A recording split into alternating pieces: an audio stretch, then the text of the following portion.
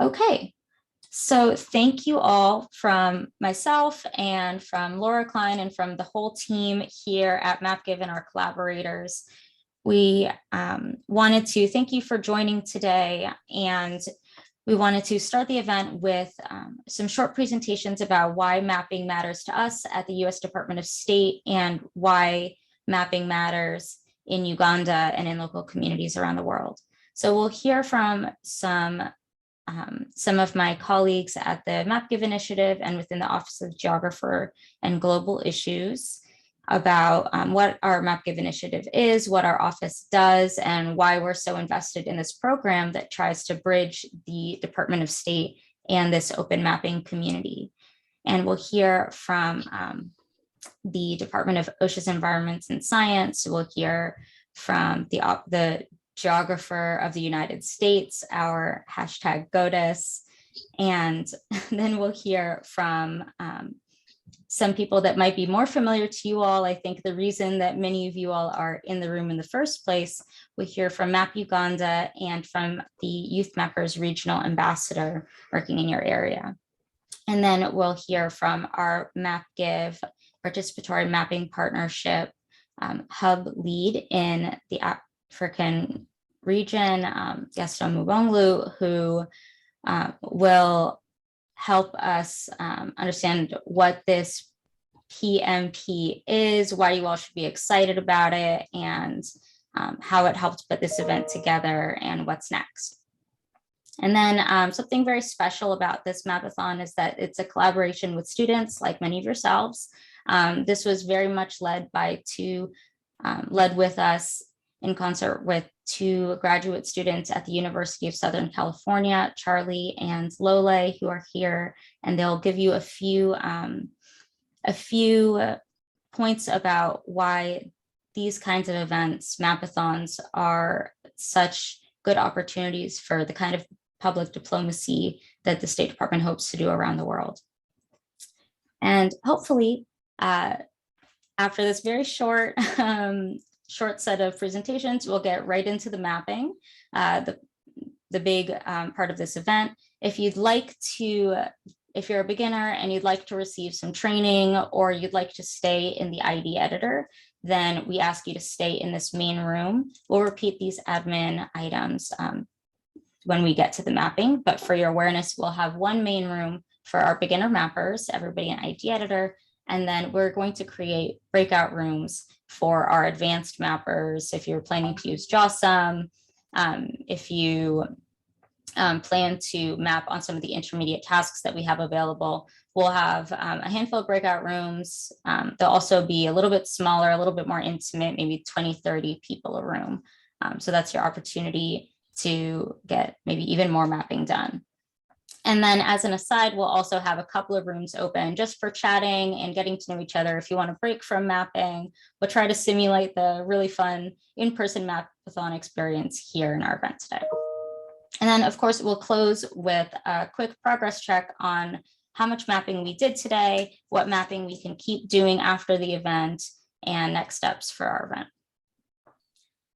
So with that, without further ado, I'd like to introduce the Geographer of the United States, our Office Director of the U.S. Department of State's Office of the Geographer and Global Issues, which, among many other things, which he can describe, houses the Humanitarian Information Unit, which manages this statewide MapGive initiative and a lot of other open geospatial programs you'll be happy to hear about. So with that, I'll pass it over to Lee. Thank you. Well, thank you very much, Erica. Good afternoon, good morning. As the U.S. State Department's geographer, I'd like to provide an official welcome on behalf of the State Department and its Office of the Geographer. As Erica mentioned, my office manages the MapGive initiative that organizes events like today's Mapathon, that brings together a broad range of volunteer mappers who are committed to tackling real-world problems through the power of digital diplomacy and, of course, remote mapping. Most importantly, I'd like to thank all of you participating today, since the MapGive program is all about empowering people through partnerships, and today's task would not be possible without a network of partners that includes MapUganda, American Space's Kampala, the Digital Data Divide, the University of Southern California's Annenberg School for Communication and Journalism, and various YouthMappers chapters from around the world. The task today is to join forces to map communities affected by recent flooding along the shores of Uganda's Lake Victoria. I believe we have YouthMappers chapters participating from at least 10 universities in Uganda alone. So today's Mapathon is clearly being driven by student participation from Uganda, the United States, and elsewhere. And that for me is always the most exciting aspect of these events. And that should also be exciting for you all to know that the information you map today will be used by organizations such as the Ugandan Red Cross and others to guide the planning and provision of humanitarian aid and relief support for those communities most affected by the flooding. Before I pass the program over to our featured speaker, I need to acknowledge and thank several individuals responsible for organizing this event. My office has had a collaborative partnership for several years with Dr. Gaston Mbonglu, who currently is the Africa Hub lead for our Participatory Mapping Partnership, and from whom you will be hearing later on. Gaston and one of his teammates, Stephen Donkar, who I believe is working from Ghana, are both key members of our Participatory Mapping Partnership and have helped with today's task. I also would like to thank MapUganda Executive Director Alan Mbabani and the Digital Data Divide's Ajay Alva and Bethul Jabez.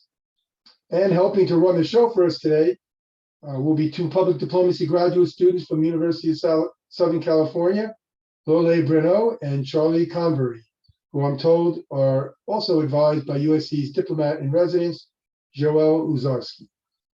And finally, I'd like to offer thanks to two analysts from my office's Humanitarian Information Unit, Erica Nunez and Laura Klein, who every year put together half a dozen or more of these Mapathons under the umbrella of our MapGive initiative. Getting back to the theme of partners, my office has had a years-long partnership on community mapping for sustainable development, along with many other issues, with the U.S. State Department's Bureau of Oceans and International Environmental and Scientific Affairs, also known as OES.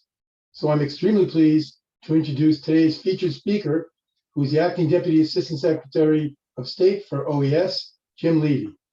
Jim and his bureau have played a critical role in helping to build inclusive partnerships to promote open mapping and create geospatial data, particularly at the local level, in dozens of places around the world. And I know Jim gets as excited about these types of events as I do, so I very much look forward to hearing his comments. Over to you, Jim. Thank you so much. Thank you so much, Lee. It's a real pleasure for me to be here. And good morning to those of you participating from across the United States, and especially early morning for those of you in California. I think this is an exciting and important way for each of us to start our day. And good afternoon to those of you in Uganda and elsewhere in Africa. It's great to connect with you and to see so much enthusiasm for mapping. Uganda has long been known as the Pearl of Africa for many reasons. It sparkles with natural riches, and it is blessed with some of the most entrepreneurial young people on the continent. I count those of you here today among them, because what you are doing today is entrepreneurial. It is cutting edge, and it can lead to real solutions that protect Uganda's natural treasures. Your efforts will help ensure Uganda remains Africa's pearl for years to come. I've got one of the best jobs in the American government.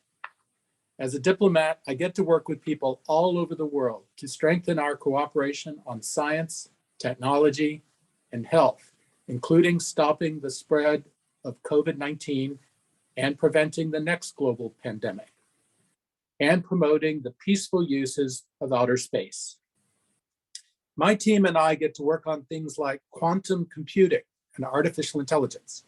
And then we find ways to employ these technologies for the greater good by tackling a range of global challenges.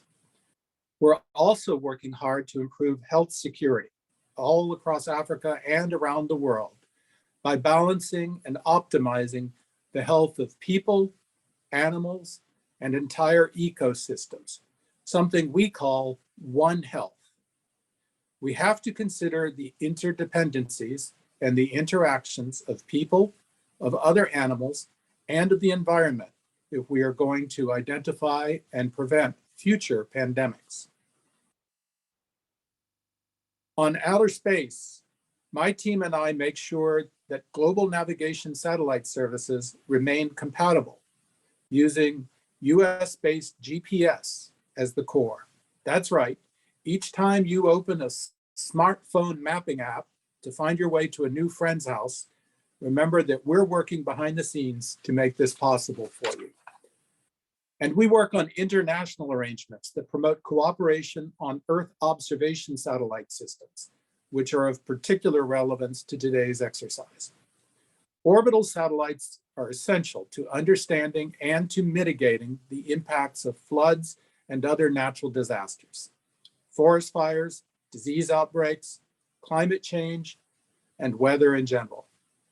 They help us map and respond to natural and man-made disasters. And many humanitarian aid and development organizations now rely on geospatial mapping. I'm excited about today's Mapathon because it incorporates everything I just mentioned: science, technology, satellites, health, and humanitarian assistance. These are all interconnected and can be used to save our planet and to save lives when we put them together. Today's exercise is not a simulation, it's real.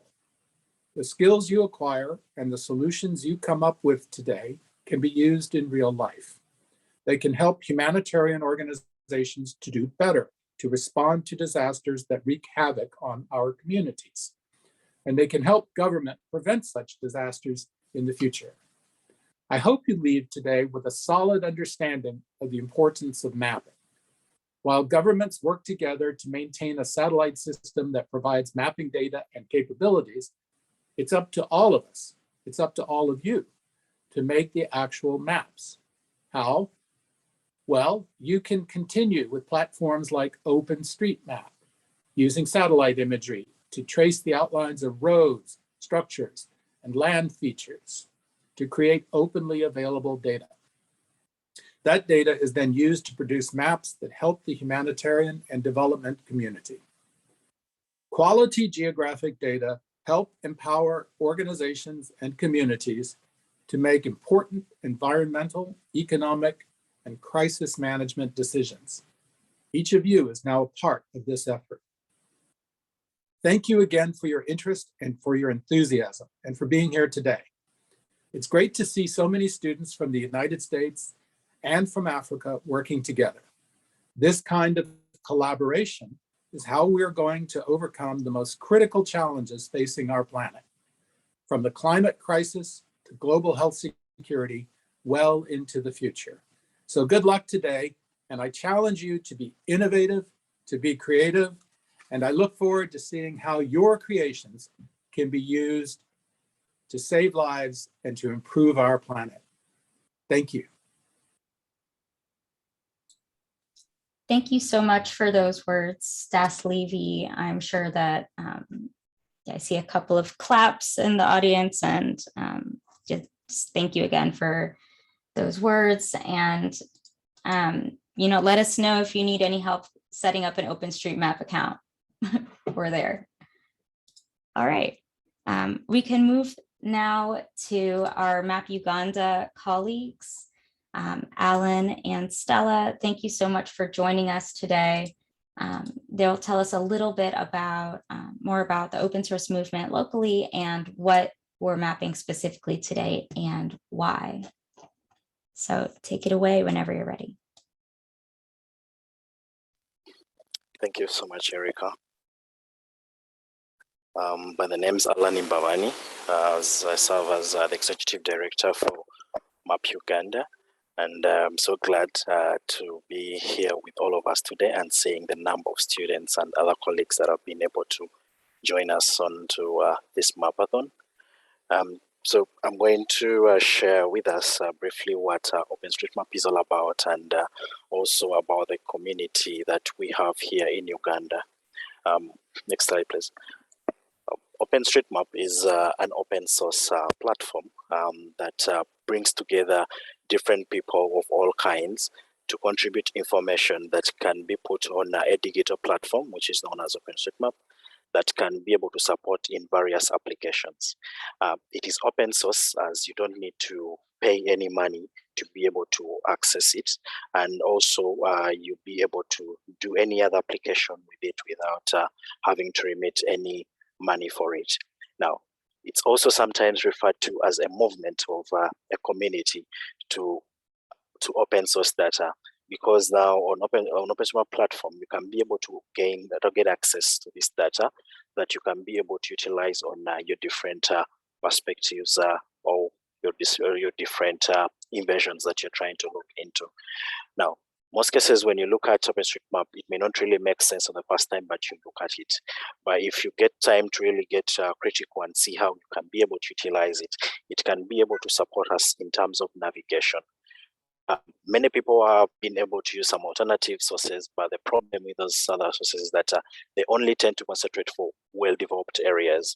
So OpenStreetMap comes in, since it's made by the community, to cover that gap, to have information that is in areas that are not yet fully developed, but people have been able to provide this information on the map, and someone can be able to utilize it for navigation. With this, I have an experience whereby I tried to use one application and it was telling me no village ahead. But the time I got to learn how to use OpenStreetMap and have an application on my phone, I've never faced that issue again, because with OpenStreetMap, it tries to make sure that almost all data is there.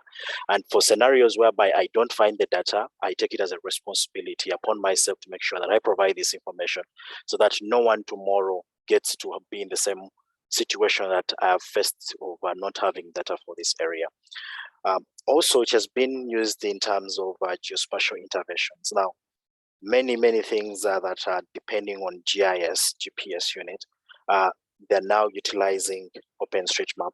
Why? Because it has a wider community that is contributing to it, and the data quality that has been so far provided through this platform has proved to be none other but the best quality that is available. This is because the community has X in it, which is verifiable by people on ground, irrespective of who has been able to contribute for that area. Also, we've been able to see this data being utilized in disaster response and preparedness here in Uganda.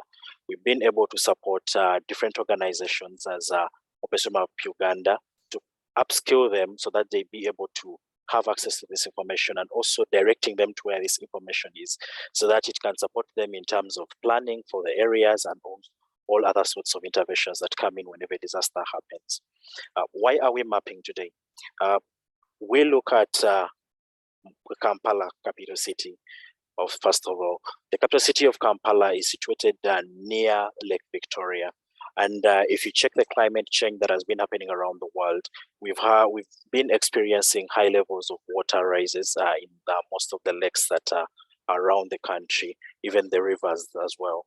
Now, specifically for Lake Victoria, many communities out there are being affected by these floods, and they're not well represented on the map. Now, this Mapathon comes in handy to help us be able to generate this information that we can be able to provide on the OpenStreetMap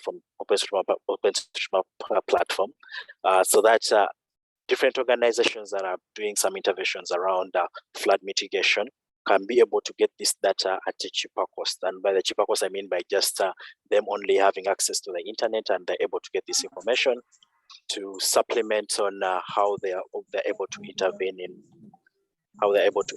into the flood problem. The picture that you see there, it shows Kampala, capital city, near the clock tower, and this flooding happens around Kampala whenever we get any rains, however much of a smaller magnitude. We get it to the extent that we have a flooding that is happening in the capital city at that level. So we believe that with the interventions that the Kampala Capital City Authority and other authorities that are coming up with solutions, we believe that this information, if availed to them, it can be of help so that they be able to understand how best to intervene. Next slide, please. So how are we achieving this as OpenStreetMap Uganda? we are relying on a community that is under OpenStreetMap movement to be able to see that we have a community of mappers and also a community of map users to be able to generate this data. Because we believe as the community using the information increases, it brings in enthusiasm for some people to be able to look critically and be like, okay, yes, you provided us with this data, but maybe you are missing out on this. Then the community can keep growing on that. We work with the YouthMappers chapters, universities. I'm going to request my colleague Stella to come in and share about the YouthMapper chapters. Stella? Yeah, thank you, Alan. That's a great deliberation for the start. My name is Stella Maris Nakachwa, and I'm happy to be here to be a part of this Mapathon organized by MapGive.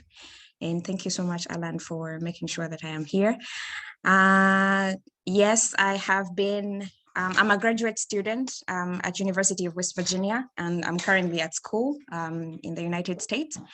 And I have been regional ambassador for YouthMappers, and everywhere she maps regional ambassador, again for YouthMappers. Those are like two strands. One is general, making sure that students get to actively participate in YouthMappers activities or events organized by YouthMappers, and also empower themselves academically in utilizing OpenStreetMap information. But then everywhere she maps is specifically for empowering the she in the YouthMappers program, because we understand that, probably I should let my screen.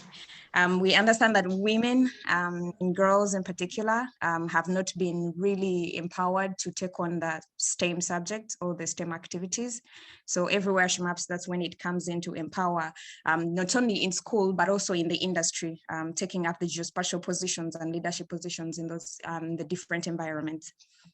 YouthMappers is a university consortium around the globe, currently over 300 universities from over 62 countries, and over 5,000 students being a part of this program. It's mainly for university students, regardless of which level, from a college degree to a PhD. Whoever is within the school system is welcome to be a part of YouthMappers program through what we call the chapter model. So universities, students within these different universities find patrons, and they're able to establish chapters. They can affiliate, but they can also create new chapters and become known for their activities or for advocating for the use of OpenStreetMap, both for community intervention or building resilience in communities, but also for academic progress, because we also understand that OpenStreetMap is one of the, I would say, the latest GIS initiatives or crowdsourced theories that have come up and require a lot of effort to make sure that academia actually acknowledges the existence of the same. So Uganda in particular has over 13, about 13, not over, about 13 universities that have chapters being a part of it. Yeah, and those are spread across the country, I think, which is a very good thing for Uganda. They are geographically spread. Alan has talked about some challenges. Yes, some of these chapters still do face some challenges, like resources to make sure that they sustain themselves, but also juggling, because there are students, they're in a learning process of how to maintain balance between their education, but also make sure that they're actively contributing to building their community resilience. Through the YouthMappers program, there is a lot of work, I would say. There are a lot of programs. I've only talked about 2, but we have quite a number of programs that have gone on, and I'm just glad that YouthMappers in Uganda have been very proactive in ensuring that they are part of the global consortium. They are actively participating and they are sharing their knowledge here, and they are through projects and through blogging, telling their story, and through their academic writing. And some of those include the Leadership Fellowship, and this one is generally a merit-based competition where globally all students get to compete actively by sharing what they understand about OpenStreetMap and what leadership components they wish they could deliver for the OpenStreetMap ecosystem. And a few of them get selected, and when they get selected, they go through a comprehensive methodological learning for about 2 weeks in any country, any given country. I think the last one was South Africa, so I don't know where the next one will be. I think it's some sort of a vote that comes up, and then a country is chosen, and then those students are taken to share that experience in that country, but also share that OpenStreetMap understanding. I was a part of the first leadership fellow where I got a chance to be in Kathmandu, and that was a time after the earthquake had happened, and I got the experience to witness how OpenStreetMap was being used then to provide rescue to the different vulnerable communities that had suffered from the earthquake. And then there is the research fellowship, where this one is academic, is mainly academic, where students are motivated to write ideas, to write proposals, and bid themselves for which they think is the best project, and it's academically acceptable to utilize OpenStreetMap data to inform the academia, but also contribute to building community resilience, like generation of data and integrating or addressing communities, bringing in multiple stakeholders and sharing all that that this project would deliver. So a number of projects have been done, because so far there's been 3 research fellowships, and various students from various countries get selected. That usually happens in Washington, DC at the headquarters of the Geo Center, where training takes place, and then students are able to go back home and execute their projects with support of their mentors. The other is Let Girls Map. This is usually a campaign for the International Day of the Girl Child and International Women's Day, in Girls International Day of the Girl Child in STEAM. Yeah, so they're usually campaigns where people come and train and share, mobilize for, OSM GIS empowerment. Like, how can we contribute and democratize, I would say, or engender OpenStreetMap? Yeah. I think that's a little bit about OSM. Yeah, from Uganda, we have 13 chapters, and they are very, very proactive in contributing to OSM. I'm sure very many of them are here on this platform. Thank you so much, Alan. Thank you, Stella. And on top of the YouthMapper chapters, we also have engagements with teachers and students. Now, with students, we look at starting at a lower level as primary 4 with our new initiative, which we call OSM in Schools program. Now, for this wiki, what we're trying to do is to use the skills that we are having, share them with a different generation that we hope that with their enthusiasm and with their creativity and with their critical thinking, we think they're going to lead OpenStreetMap and the movement of open data and open source to another level with the way they think. So with that, we are able to provide access to the computers, access to the smartphones, access to different equipment that can support them in terms of scaling up and being able to be innovative in their areas. We also have an internship program which majorly focuses on university students, as well as people who are already working but need some interventions in maybe to apply GIS in some of their work. So for this is not only for Uganda, because we've been able to attract people from different countries around Africa, and we've seen the program having some fruitful results.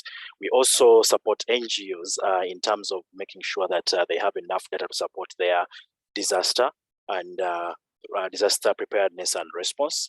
Then we've also been able to work with the government parastatals in different capacities in terms of still making sure that there is access to data to support in their plan.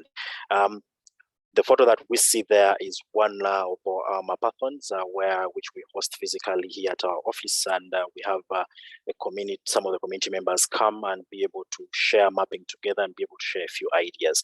So we are looking today to see that we work as a team as we are right now to be able to contribute to the flooding states around Lake Victoria.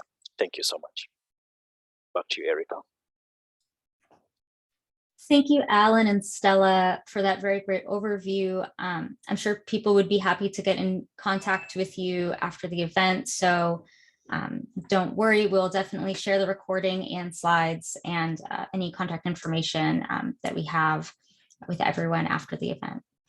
Thank you again. And let's move on so we can get to the mapping. So let's move on to our MapGive Participatory Mapping Partnership Africa Hub lead, Dr. Gaston Mubonglu. Gaston, are you ready to take it away? Yeah, I'm here. Yeah. Great, thank you. Would you mind going to the next? Yeah. So the PMP, first of all, really thank everybody. I'm here. We have like 120 people already in. I'm very excited for your participation. And the Africa Hub has been created to really help drive, geospatial project and program toward the continent. And PMP is all about building a network to facilitate geospatial approaches for data-driven decision-making, and some of the things that we're doing is we are working at the local level, and that's extremely important versus at country level, to really try to tackle some of the challenges that you're facing and try to address them using geospatial data. For example, we're looking at urban resiliency, and last year we looked at, second order impact of COVID-19. Right now, we are active in multiple countries, including Cameroon, DRC, Ethiopia, all up, and now in Uganda. And our goal is really to bring more young people into what we're doing and really understand how do you use geospatial data for decision making, because mapping is one thing, but the question is, what do you do with that information to really drive changes, to really drive decision? So one of the key strategy for this year, it's really to have Mapathon like this one where we can exchange, work with some of the different organizations like the YouthMappers and NGO, and to see how together we can really drive more decision-driven solution based on geospatial data. So I hope that this is not the last event in Uganda, but that's just the beginning of also a very good relationship with the YouthMappers in Uganda, so we can do more of these activities. And we do have an NGO partner, DDD, who is also active in East Africa, and together we really want to make sure that we continue what we started. So thank you so much for being here, and I hope everybody will have fun. Thanks. Back to you, Erica. Thank you. I wanted to ask if we can move to a quick description of our digital divide data partners.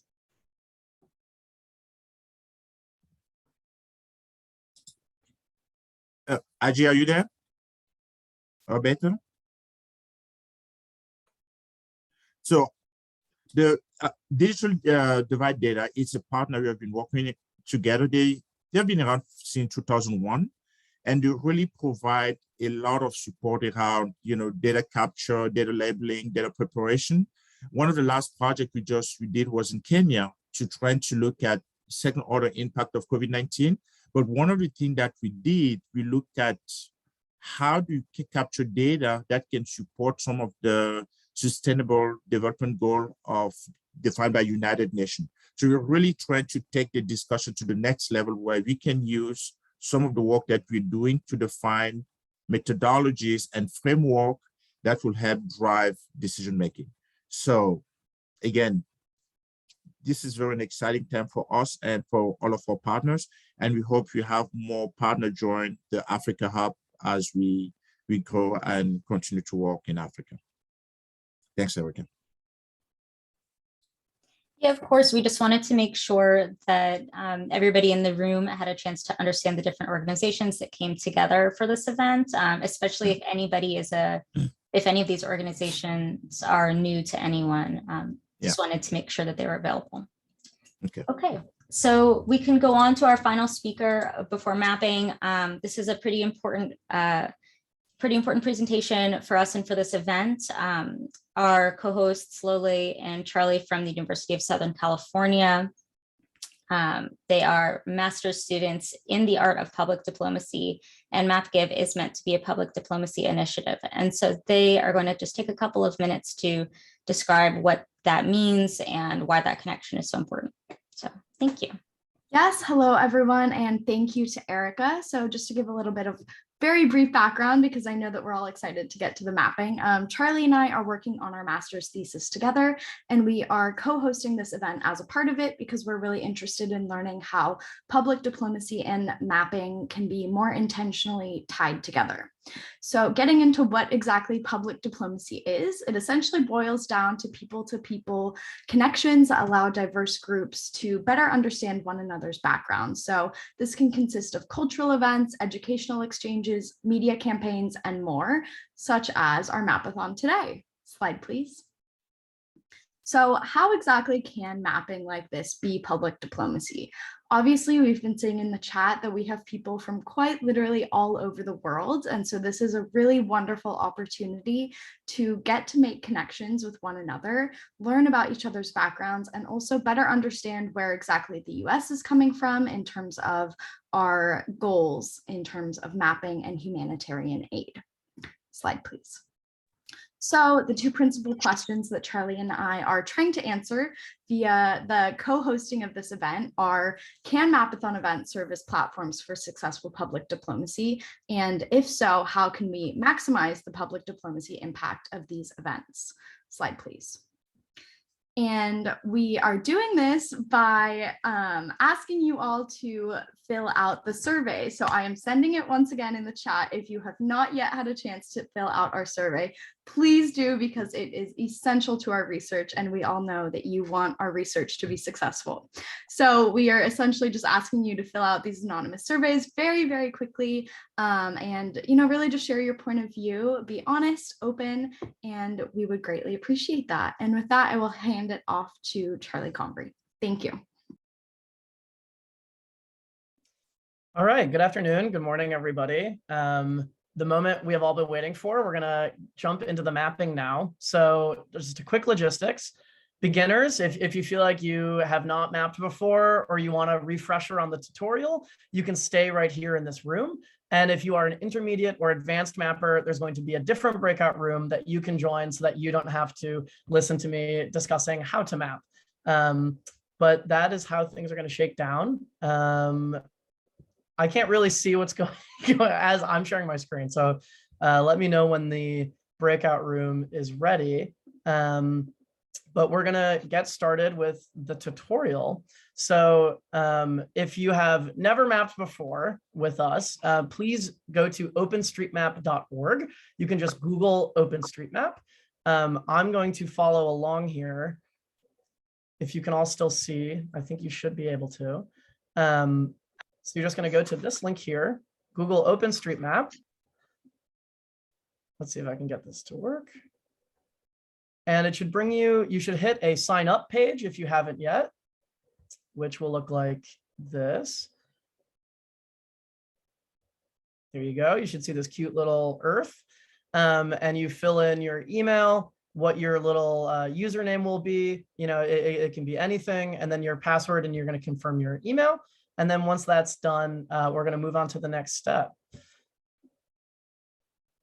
So I'm just going to take a brief moment to let everyone, if you haven't signed up before, just to sign up.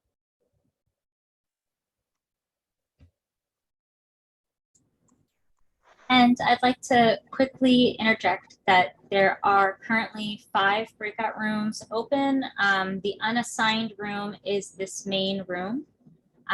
Let's have rooms 1, 2, and 3, and 4 be intermediate rooms for now, and room 5 will be our chat room.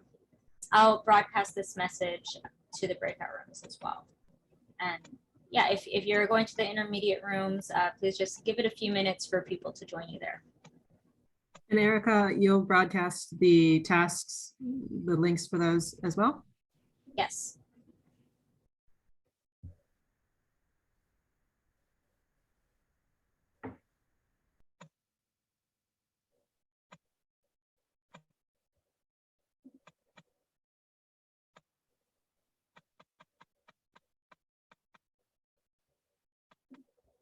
And also, as you all are signing up, feel free to drop in the chat once you have successfully signed up, if it is your first time doing so that we can kind of gauge where we are. Yeah, thank you.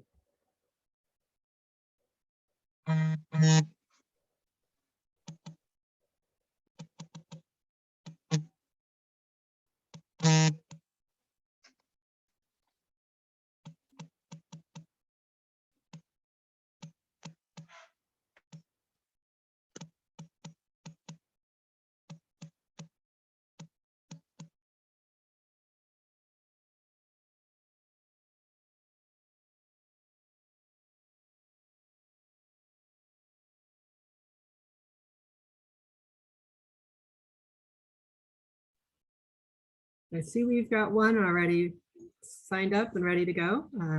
As mentioned earlier, I just wanted to thank everyone from joining from around the world. I saw Bangladesh, so many participants from Uganda, thank you.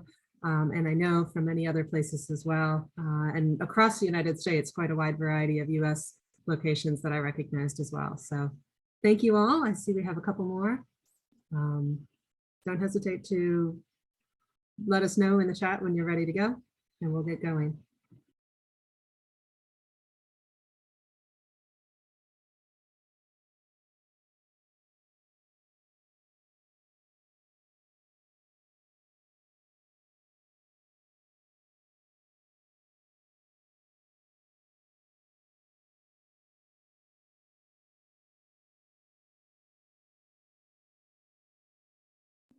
Once again, about the breakout rooms, this room, if you are a new mapper or a beginning mapper, you can just stay in this breakout room, and we're going to walk through a brief tutorial. It shouldn't take more than 10 minutes. And if you are an advanced or intermediate mapper, there are a series of breakout rooms that you can join to talk to other advanced mappers and just get started with the tasks right away.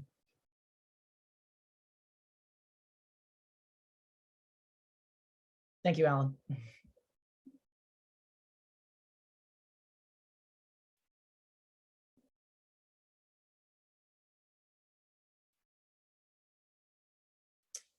And you can join the breakout rooms. There should be at the bottom of your Zoom screen, there's a more, and one of the tabs should be breakout room, where then you can select the room that you would like to join.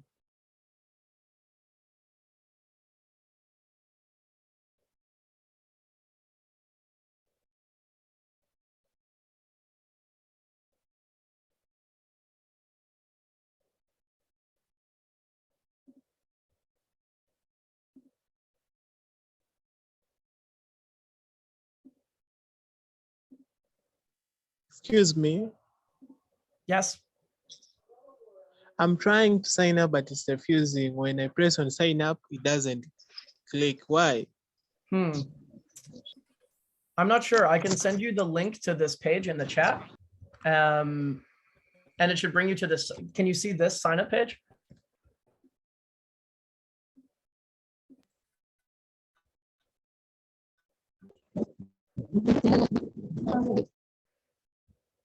Here's the link for this page specifically.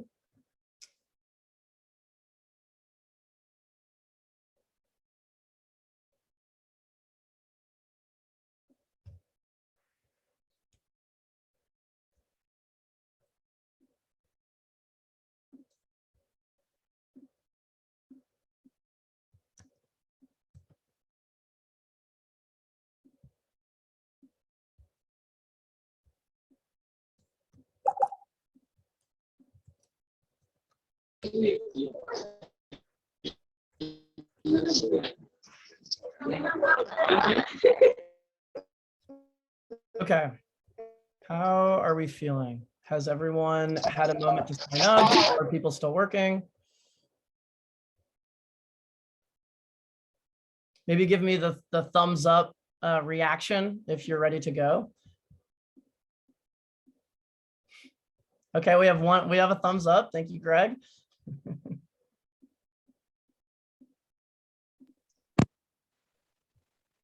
You. Okay, we're gonna give it maybe 2 more minutes and then I'll move on. Seems like people are still signing up.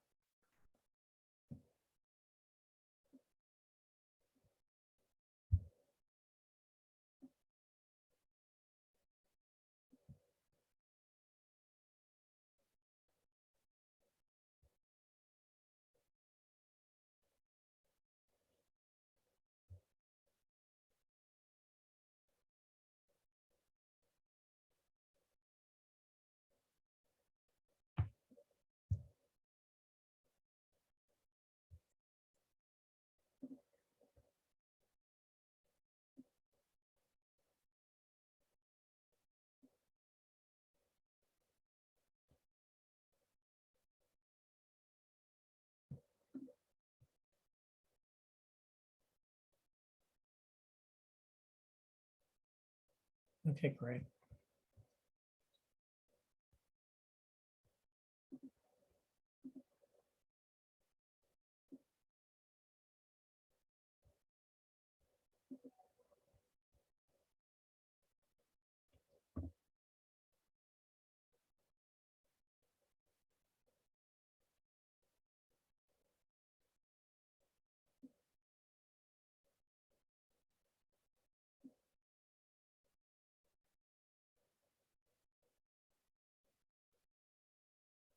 Okay, so in a few moments, we're going to provide a link to the mapping task.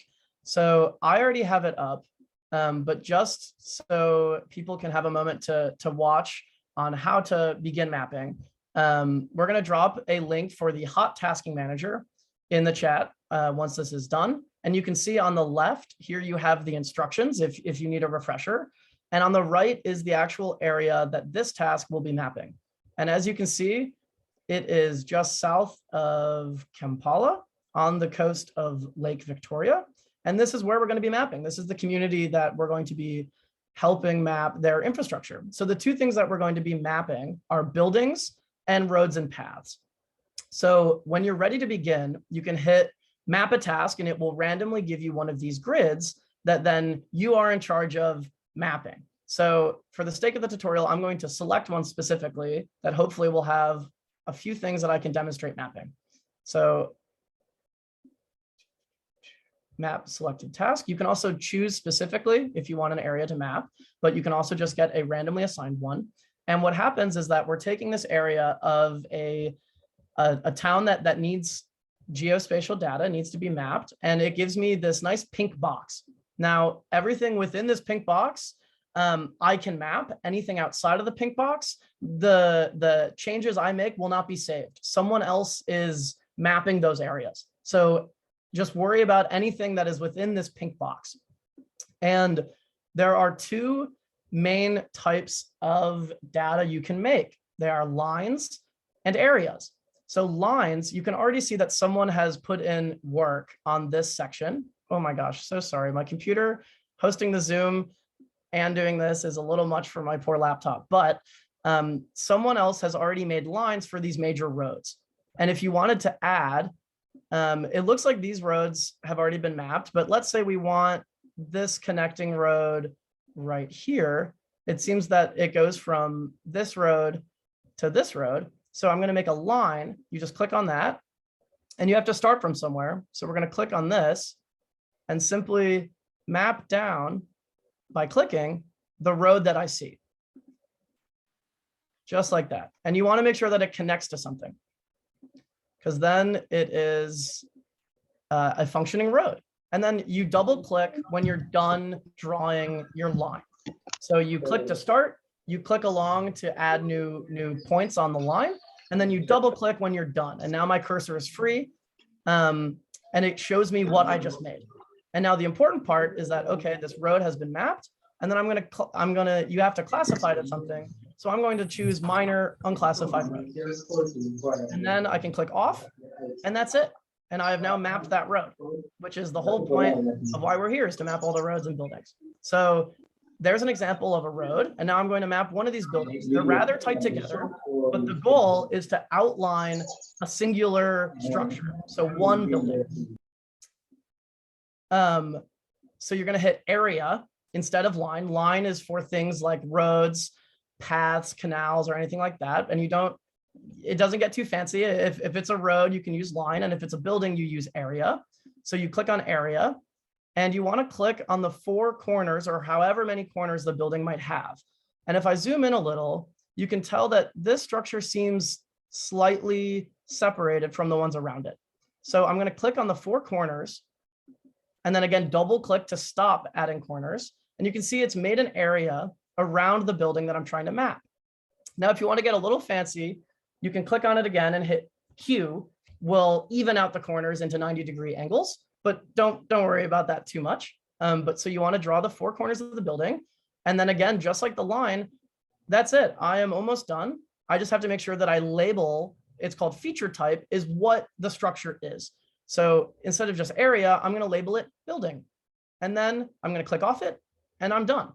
That's one building. I'm going to map another. It seems that this goes like this. Like that. So you can get a little complex with the structures. There you go. And that's one structure, building, and has now been mapped. And again, you can click on it and hit Q to kind of straighten out your corners if you want to be a perfectionist. But just make sure that you're mapping individual structures. You want to make sure that you're providing good data. So only roads that you believe are in use, and buildings as individual structures. And zooming back out again, you can see that I have a fairly large space with a good amount of buildings. So this little square might take me some time to map all the buildings and all the roads I see. That is the goal.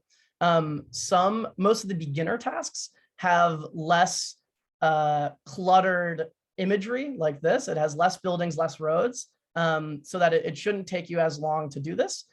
And then when you're done, so let's say, okay, I'm happy with how much I mapped. I mapped only 2 buildings in a road, but let's say I have to run. You can hit the save button because you want to make sure that you save your changes. So you hit the save button and it will bring up. So it looks like all the data I made looks good. If something isn't named, so if I made a road and I didn't label it as a road, that my work is not done. So it will flag it here as a little error, and you can click that error and it will bring you to what needs fixing. Either it is not most likely it is either not named or the road is not connecting to something. Every road has to connect. So those are the 2 largest reasons why you might find an error. And when I'm done mapping, I would like someone, let's say I'm not quite sure in my mapping, I want someone a little more experienced to look over it. I can select, I would like someone to review my edits. Then you hit the upload button. It'll load for a few seconds.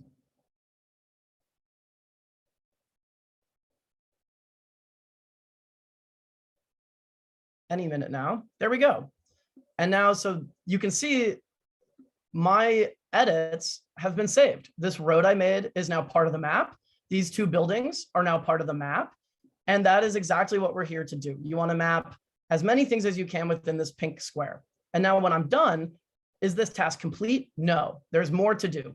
And if there's comments that I want to, alert someone that I would say lots of buildings close together. That's why maybe it's not done, like I want someone a little more experienced to do it, or just a comment so that people can understand a little bit more about the square. And then you'll just hit submit. And you'll see it brings us back out into the large task. And you can see these are other people doing their squares. Each of these little locks is someone live editing their pink square and adding that really valuable and important data to help some environmental resilience in the community and to help coordinate humanitarian responses. And you'll see some of the squares are even done. These blue squares, people have fully mapped and they're ready for validation by someone at OpenStreetMap or with validation. Yes, Erica, do you have a comment? I have a quick request from the chat. So we have live captioning per request for the presentation and tutorial section of today's Mapathon, but it does seem that the live captions do take up a lot of space depending on the kind of computer that people are signed in from today. So can you continue with the tutorial, but do maybe one building to submit or one road to submit without speaking, or I'll just temporarily turn off the live captioning just so people can see the steps that you're taking. Sure, definitely. And a second message for the group reminder. So this main room, the mapping tutorial, is for beginners. So we are sticking to the ID editor. But if you are interested in using JAWSOM, then please join one of the breakout rooms. These are small group sessions for intermediate and advanced mappers. And there's at least one person trained in JAWSOM in each room. So people would be happy to answer your questions there.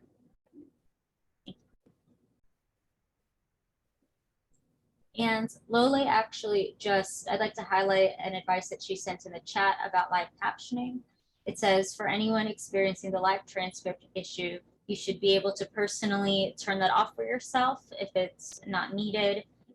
You can click on live transcript and turn that off and select hide subtitle. So that might be a more straightforward approach.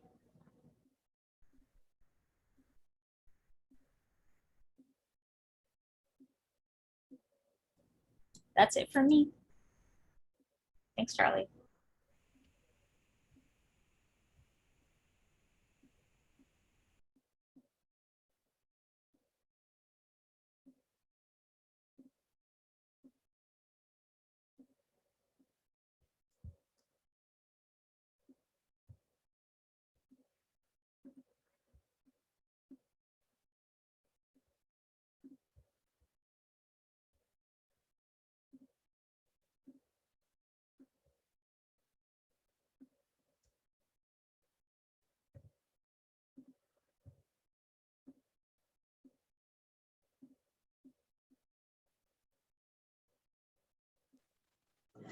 We are not getting you, sir. Your volume is too low.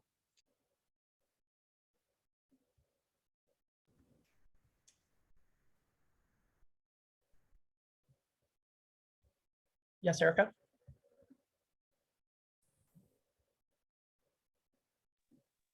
I'm not hearing you. You're not speaking. Yes, I was trying not to speak to overload the closed caption, but I can walk through the, oh goodness. I can walk through the instructions again. And that is that we're here to map roads and buildings. So the two tools that you're going to use in the tasking manager after you've selected your area is line for the roads or pathways. And you just draw them by clicking like this. And you can make the little footpath there that I can see. And you double click to stop drawing.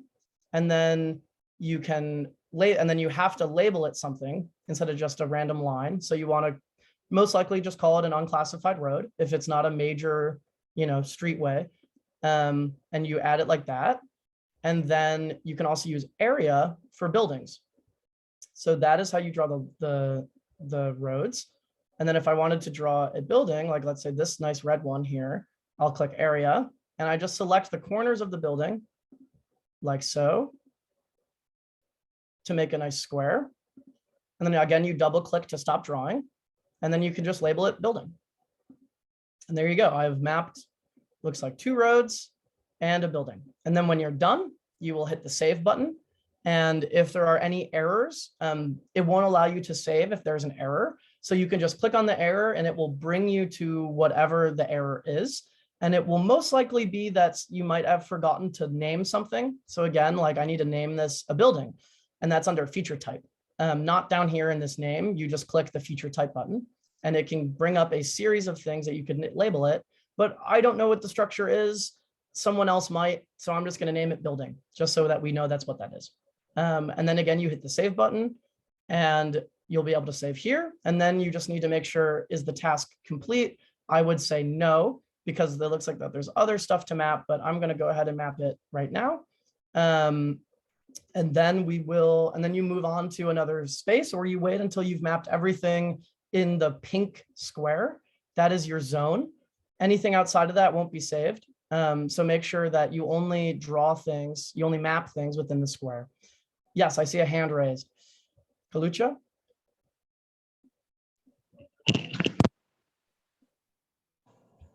That can you map using a phone or it's only a PC because some people don't have laptops. Can you do it on phone? Is it possible? That's a good question. Erica, do you know if people can access the hot tasking manager on their phone? I don't believe so. Or one of our OSM colleagues here might know. I wonder if anyone has advice for this. I think on a tablet, it might be possible. On a phone, I'm not sure if it's technically possible these days, but I might wonder if it would be possible to be very, very careful. I think maybe if it is technically possible, the biggest struggle would be creating quality data on the phone. But yeah, if anyone just has advice for how to create quality data from a cell phone using the tasking manager, that would be helpful. I see we have a response here in the chat. I know also Alan from MapUganda had mentioned it, but I don't know if there were specific tasks for the phone. Yeah, to the person who mentioned that it was possible in the chat, can you share a little bit more detail?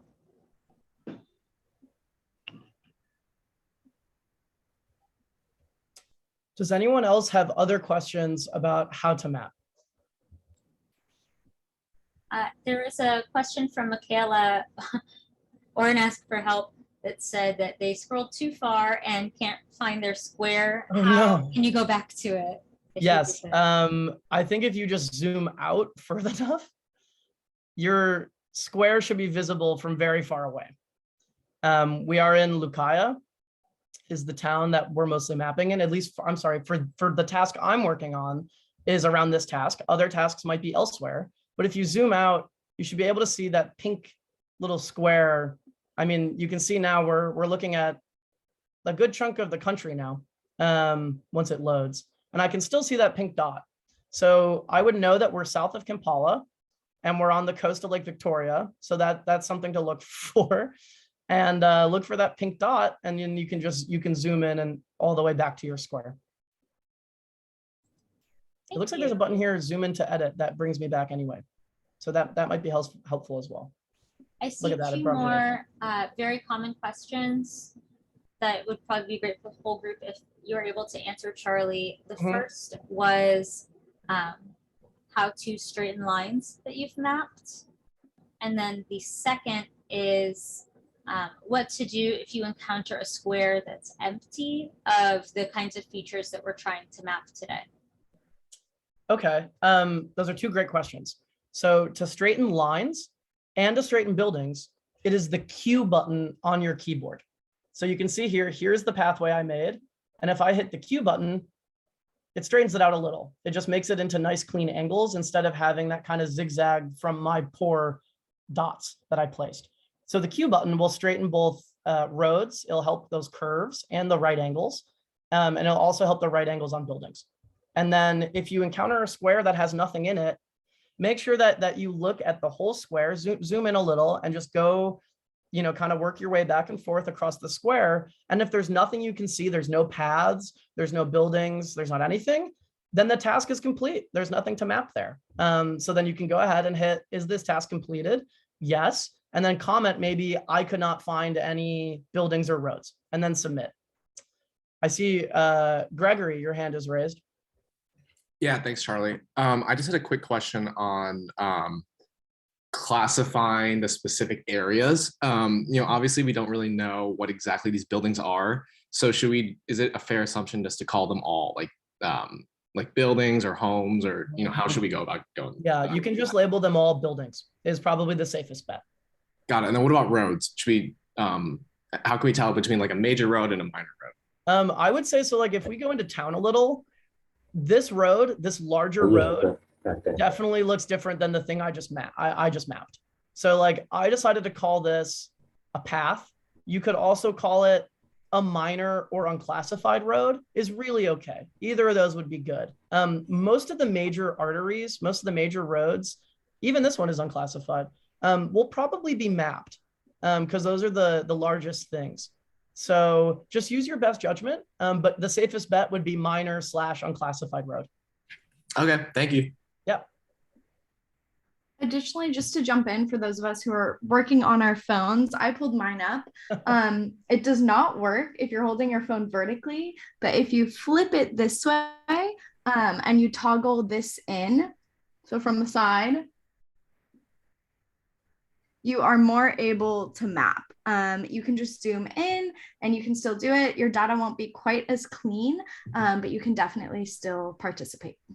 So just zoom in very closely and get to work.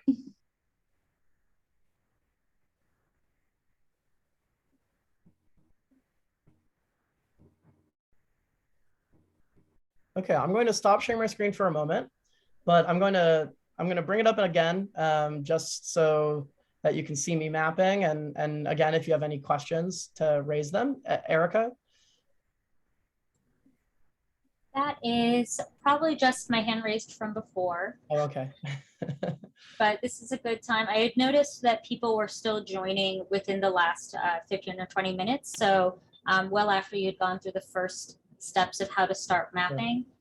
Laura Klein did just drop those instructions in the chat. If you are new to the event and new to mapping, please start by going to openstreetmap.org, making an account, then getting to our hot task. That's also a link that you'll find in the chat that we'll keep resharing.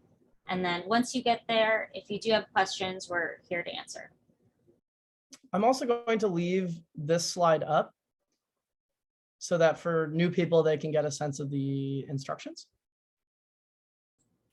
And then I'm going to keep mapping just on my own now. Okay, I'm also just going to take this opportunity to stop recording or pause the recording until our closing remarks.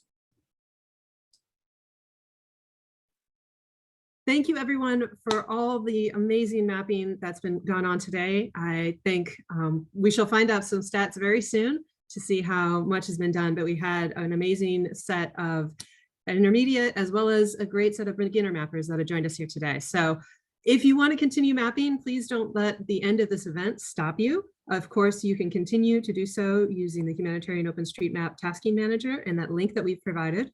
You can also, if you remember the name Lukaya of the town that we're working in, you can search that in the Hot Tasking Manager and get right back to the tasks that we were working on today.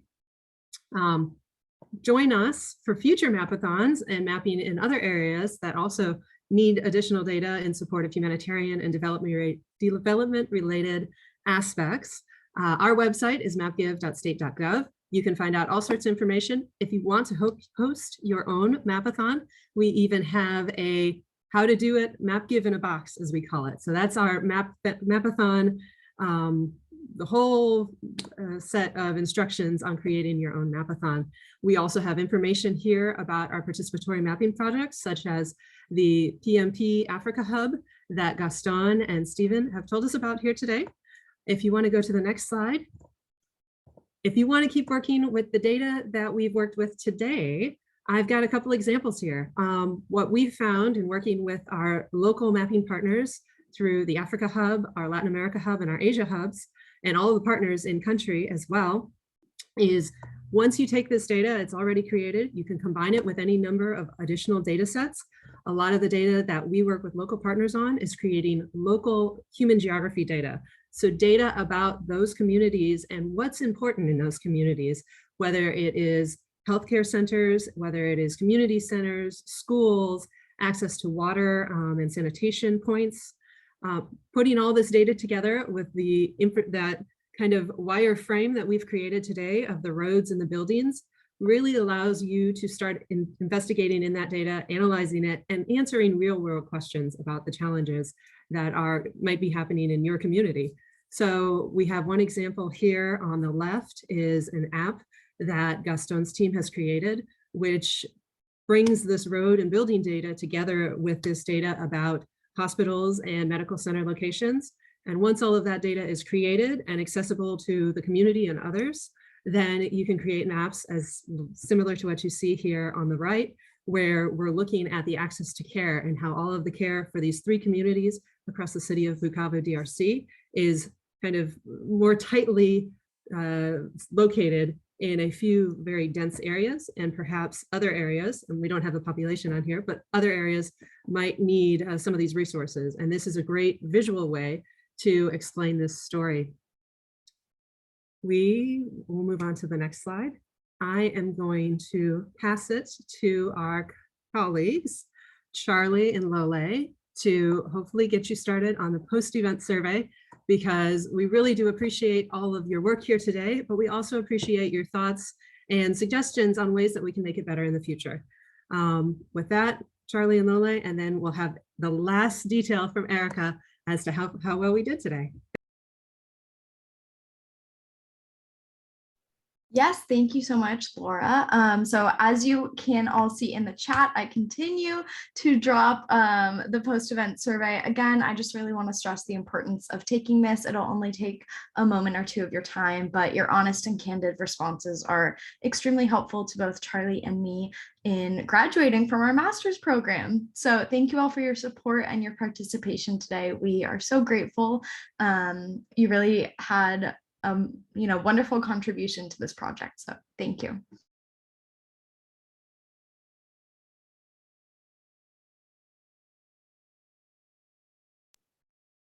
And let's wrap it up with our final numbers. Okay, so with the caveat that this has a 5-minute lag, so who knows what you all did at the final stretch there, but this is really incredible. There were almost 3,000 buildings added amongst the different tasks, over 200 highways, and something that I think is really interesting and nice to see, and I think something that can only be done when you're working with people who are familiar with the areas that you're mapping. There are a lot of specific names of buildings. I can't tell exactly what they are from the summary, but I can tell that there is a kind of richer data than just a remote mapping event can usually put together. So that's really exciting to see. And maybe just in the chat, I'll highlight some of the stellar mappers, because I mean, those are some pretty big numbers, but I'm seeing, you know, maybe a half dozen people added 200 buildings themselves just in this hour. So that's really incredible. So I'm trying to see who our #1 mapper is. I think that's subjective, you know, it's not a competition or anything. But if it's a point of pride for you, it looks like the honor today goes to Awania Morish, who added 270 buildings and 5 highways today. So very well done. And yeah, we will share a detailed mapping report of just what happened in this 1 hour today. But of course, these tasks are still up, they're still live. And we ask that everyone just help to continue mapping, because as we heard from Alan and Stella earlier, the point of maybe the Mapathons are a really great excuse for us all to get together towards a common cause, but it's that common cause that's really important here. So the map data really can help with flood resilience in the area. And in follow-up messages, we'd love to share some thoughts from some of the local organizations that plan to use the data, who had hoped to join us today, but will send us some details after the fact. So keep an eye out for more information from us, from MapGive, and from the other organizers that put this event together. And yeah, with that, I think we're right on time. If anyone wants to stick around and do more mapping, you know, I can leave the Zoom open a little while longer, but really thank you all so much for joining us today. I'll end the recording now. Excellent. Great event.